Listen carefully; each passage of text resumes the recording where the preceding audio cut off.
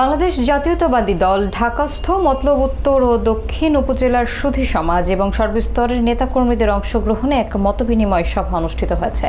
শনিবার বেলা 11টায় রাজধানীর রমনা এলাকার একটি রেস্তোরাঁয় এই সভা অনুষ্ঠিত হয়।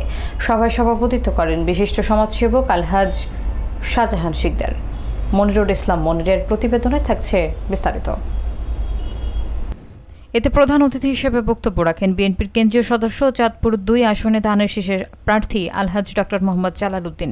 অনুষ্ঠানে বক্তব্য দেন বিএনপি চেয়ারম্যান উপদেষ্টা পরিষদের সদস্য আতাউর রহমান ঢালী, অ্যাডভোকেট বোরহান উদ্দিন, প্রকৌশলী শাহনাজ শারমিন, বিশিষ্ট শিল্পপতি ফিরোজ আহমেদ, লায়ন বেনজির আহমেদ, শিক্ষাবিদ আলী আজগর খান, মিজানুর রহমান খান, আব্দুল কাইয়ুম খান, জাতীয়তাবাদী কৃষক দলের যুগ্ম সম্পাদক ব্যারিস্টার ওবায়দুর রহমান টিপু, স্বেচ্ছাসেবক দলের সাবেক সহসভাপতি আজহারুল হক মুকুল, চাঁদপুর জেলা বিএনপির সদস্য আলমগীর সরকার, মতলব উত্তর উপজেলা বিএনপির ভারপ্রাপ্ত সভাপতি বশির আহমেদ খান, ড্যাবের আন্তর্জাতিক সম্পাদক ডাক্তার বশির আহমেদ খান সহ ঢাকাস্থ সুধী সমাজের প্রতিনিধিদের পাশাপাশি ব্যবসায়ী, ব্যাংকার, শিল্পপতি, সরকারি কর্মকর্তা, চিকিৎসক, সাংবাদিক, প্রকৌশলী, আইনজীবী এবং বিএনপির অঙ্গ সহযোগী সংগঠনের বিভিন্ন পর্যায়ের নেতৃবৃন্দ।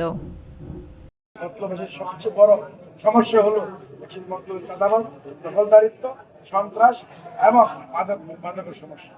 এই সুতরাং আমার প্রথম কাজ হবে মতলবের এই চাঁদাবাজ, সন্ত্রাস, মাদককে দূর দিতে।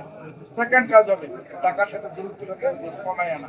আমাদের পরিকল্পনা অলরেডি আমাদের অ্যাপ্রুভ করা হচ্ছে একটা ব্রিজ গজরের দিকে মতলব এবং যারা বেকার যুবক যুবতী আছে, নতুন প্রজন্ম আছে, তাদের কাজের কোনো অভাব হবে না। যেহেতু মতলব হয়ে যাবে শিল্প, কারখানা, বাণিজ্য, ব্যবসার একটা কেন্দ্র এবং একটা অত্যাধুনিক একটা শহরের এই লক্ষ্যে নিয়ে মতলবের সর্বস্তরের জনগণকে নিয়ে আমি ইনশাল্লাহ আগামী দিনে যদি আমাকে সংসদে পাঠানো হয়, সংসদে যাওয়ার সুযোগ হয়, ইনশাল্লাহ আমি কাজ শুরু করব।